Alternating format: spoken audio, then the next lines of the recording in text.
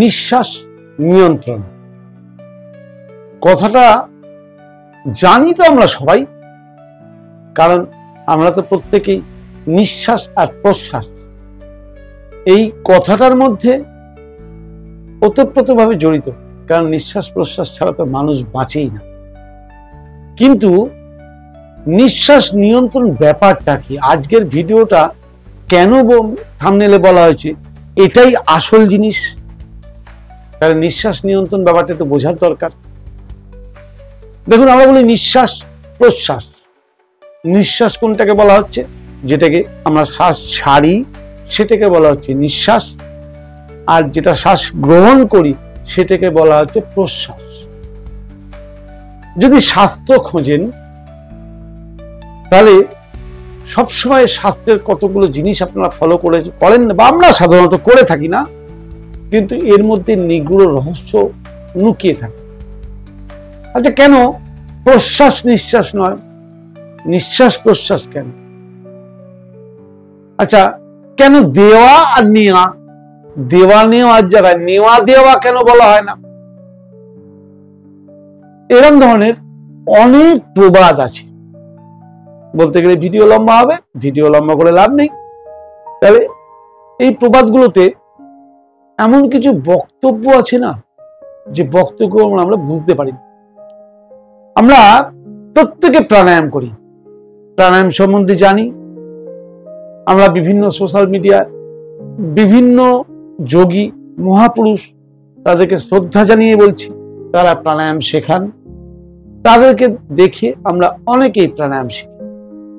কিন্তু প্রাণায়ামের ভেতরে একটা নিগূঢ় রহস্য আছে। আমি এর আগে অনেক প্রাণায়াম সম্বন্ধে ভিডিও করেছি, এক একদিন এক একটা রহস্য নিয়ে আমি আলোচনা করি, এবং আপনারা সেই রহস্যগুলো যদি ক্রস চেক করার চেষ্টা করবেন বিভিন্ন শাস্ত্র থেকে, বিভিন্ন বই থেকে, আপনারা ভুল এটা বলতে পারবেন না।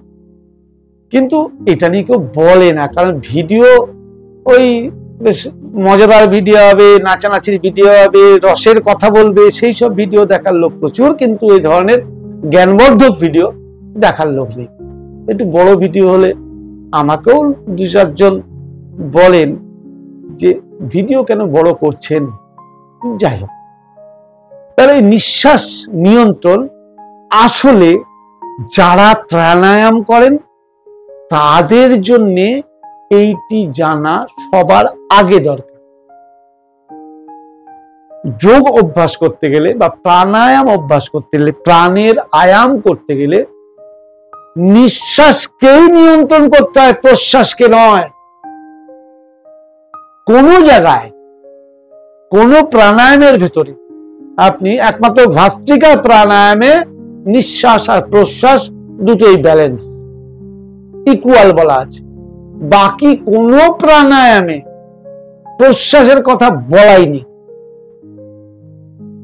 সে আপনি কপালভাতি বলুন, অনুলোম বিলোম বলুন, ভ্রামরি বলুন, উদ্গীত বলুন, বাহ্য বলুন, সমস্ত প্রাণায়াম বা ইভেন সবচেয়ে প্রাণায়ামের মাস্টার প্রাণায়াম যেটাকে বলা হয় বা শীর্ষে নারী শুদ্ধি, সেখানেও প্রশ্বাসের উপরে ক্যারিকেচার নেই, ক্যারিকেচার আছে নিঃশ্বাসের উপরে। নিঃশ্বাসকে যদি আমরা নিয়ন্ত্রণ করতে না শিখি তাহলে প্রাণায়ামের কোনো লাভই হয় না।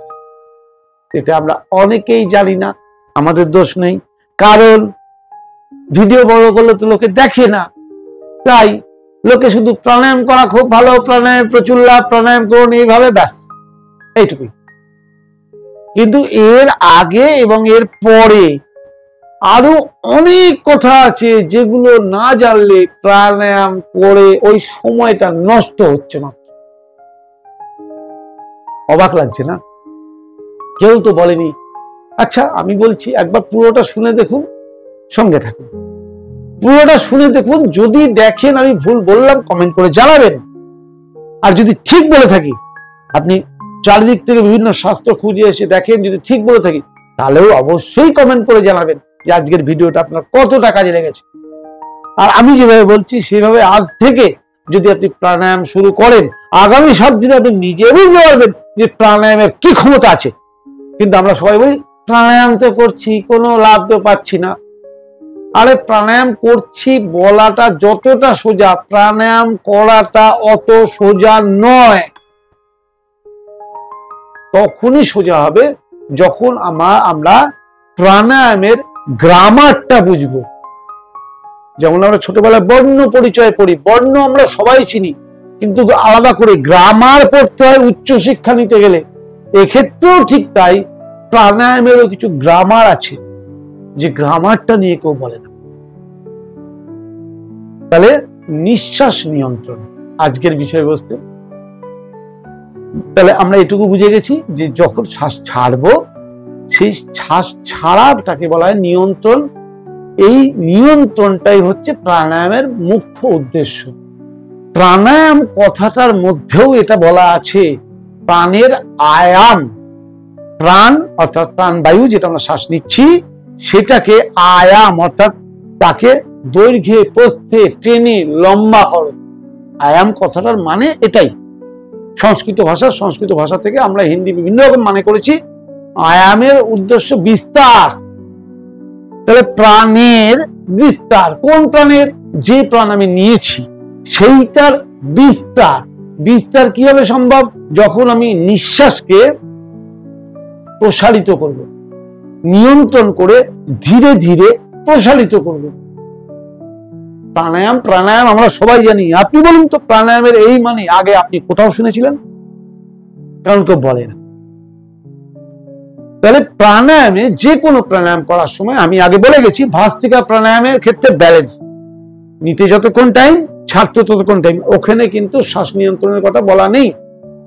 ডিপ ব্রিদিং করবেন, ডিপ ব্রিদিং ছাড়বেন, ওটা পুরো প্রাণায়াম একটা। কিন্তু বাকি সমস্ত প্রাণায়ামে অনুলোম বিলোম থেকে শুরু করে ভাস্ত্রিকা কপালভাতি থেকে শুরু করে বাকি ব্রাহ্মী, উদ্গীত, নারী শুদ্ধি যেখানেই যান, সেখানেই আপনাকে একটা জিনিস মাথায় ঢুকিয়ে নিন, শ্বাস নিতে যতক্ষণ সময় নেবেন, অন্ততপক্ষে শ্বাস ছাড়তে কমপক্ষে তার ডবল টাইম নেওয়া উচিত। তবেই তো আপনি নিঃশ্বাসের নিয়ন্ত্রণটা ব্যাপারটা বুঝলেন। শ্বাস নেওয়ার কথা কোথাও বলা হচ্ছে না। ওই জন্য দেয়া নেওয়া দেওয়া কখনো বলা হয় না। আগে দিন, তাহলে অটোমেটিক নেবেন। কারণ আমরা তো নিতে অভ্যস্ত। আমরা শুধু কি নেব, আমরা রোগ হলে বলে ডাক্তারবাবু কি খাবো, আমরা একবারও বলি না যে আমি কি কি খাবো না, কি কি করবো না, এটা আমাকে বলুন তো। নিষিদ্ধ কি নিষেধ আমার জন্য আমরা জানতে চাই না, আমরা উল্টে জানতে চাই ডাক্তারবাবু কি খাবো, আমরা এখন কি করব। আপনিও ঠিক দেখবেন, আপনি শ্বাস যদি ছাড়েন, শ্বাস বাধ্য হয়ে এমনি নেবেন, ওটা এমনি ঢুকবে। আপনাকে ফোকাস রাখতে হবে। প্রাণায়ামের সঠিক উপকার পেতে গেলে সমস্ত ফোকাসটাকে রাখতে হবে শ্বাস ছাড়ার উপরে। আচ্ছা, সায়েন্টিফিক ব্যাপার, এতে বিজ্ঞান কি বলছে, এতে কি লাভ? এতক্ষণ তো আমি আয়ুর্বেদের কথা বললাম। এবার বিজ্ঞান বলছে যখনই আপনি বেশিক্ষণ ধরে শ্বাস ছাড়বেন, তাহলে আপনি বেশি করে কার্বন ডাই অক্সাইড বা দূষিত শরীরের অন্যান্য যে গ্যাস, সেটা বেশিক্ষণ ধরে বের করতে পারবেন। এই যে বেশিক্ষণ ধরে বের করতে যে সময়টা লাগলো, সেই সময় আপনার লাঙে কিছু হাওয়া ঢুকেছিল, অক্সিজেন নয়, হাওয়া। আমরা শ্বাসের সঙ্গে হাওয়া নিয়েছি, অক্সিজেন নিইনি। ওই হাওয়ার মাত্র নিয়ার অ্যাবাউট 20% আশপাশ তাহলে অক্সিজেন আছে, বাকি 80% অন্যান্য গ্যাসীয় পদার্থ আছে, ভালো খারাপ সব। তাহলে ওই যে অনেকক্ষণ ধরে লাঙে হাওয়াটা থাকার ফলে সেইখান থেকে পুরো অক্সিজেনটা লাং অ্যাবজর্ব করতে পারলো, এবং শরীর থেকে আমি ইন্টেনশনালি বেশি কার্বন ডাই অক্সাইড বের করলাম লং টাইম ধরে শ্বাস ছাড়ার ফলে। দেখুন, অক্সিজেন আমি কতটা নেব আমার উপরে নির্ভর করে না, সেটা আমার লাংয়ের ক্যাপাসিটির উপর নির্ভর করে। লাং ওই আমি যে হাওয়াটা নিলাম, সে হাওয়া থেকে কতটা অক্সিজেন অ্যাবজর্ব করবে সেটা নির্ভর করে আমার লাংয়ের হেলথ বা লাংয়ের ক্যাপাসিটির উপর। কিন্তু আমার হাতে যেটা আছে সেটা হচ্ছে আমি বেশি লম্বা করে ছাড়তে পারি। লম্বা করে ছাড়ার ফলে দুটো কাজ হচ্ছে, এক, বেশি কার্বন ডাইঅক্সাইড, বেশি দূষিত গ্যাস আমি জোর করে বের করছি। আর 2, বেশিক্ষণ আমার লাঙে হাওয়া থাকার ফলে লাং সেখান থেকে অক্সিজেনটা পুরোটা শোষণ করতে পারছে। প্লাস যখনই লাংকে আমরা বেশিক্ষণ ধরে হাওয়া ছাড়ছি, লাঙে একটা প্রেশার আসছে, লাঙে একটা আপনি নিজে বুঝতে পারবেন, করলে বুঝতে পারবেন, লাঙে একটা সংকোচন আসছে। আর সংকোচনের পরেই তো প্রসারণ। কোথাও বলা হয় না প্রসারণ সংকোচন, শুনেছেন কোথাও লেখা আছে প্রসারণ সংকোচন? না, সংকোচন প্রসারণ। তাহলে আপনি সংকোচন আগে করুন, প্রসারণ এমনি হবে। নিঃশ্বাসকে নিয়ন্ত্রণ করুন, প্রশ্বাস এমনি আসবে। কার্বন ডাইঅক্সাইড বেশি করে ছাড়ুন, অক্সিজেন এমনি বাড়বে। কিন্তু আমরা বলি কি, ডিপ ব্রিথিং করো, অক্সিজেন বাড়বে, বেশি করে শ্বাস নাও, অক্সিজেন বাড়বে, শ্বাস নিয়ে ফটাম করে ছেড়ে দিলাম, শ্বাস নিয়ে ফট করে ছেড়ে দিলাম। আরে অক্সিজেন অ্যাবজর্ব করার টাইমটাই লাং পেল না। মাঝখান থেকে কি হলো, আমাদের ওই একটা প্রবাদ আছে, আমার বিভিন্ন ভিডিওতে এর আগে বলা আছে, দেখবেন, ভগবান আমাদের জন্য ধরে নিন 1 লক্ষ বার তুমি শ্বাস নেবে, লিখে পাঠিয়েছে। আমি উদাহরণের জন্য বলছি, 1 লক্ষ বার শ্বাস নেবে তুমি, এটা তোমার কোটা। এবার 1 লক্ষ বার শ্বাস আমি যত তাড়াতাড়ি নিয়ে নেব, আমার আয়ু তত তাড়াতাড়ি অপর দিকে। আর আমি যদি নিয়ে যা তার চেয়ে বেশি ছাড়া করি, তাহলে কি হবে, টাইমিংটা বাড়লো, আমার ওই লক্ষ্যে, যে যত লক্ষ শ্বাস ভগবান আমাকে দিয়েছেন, সেই লক্ষ্যে পৌঁছাতে অনেকটা দেরি হবে, ফলে আমার আয়ু বাড়বে।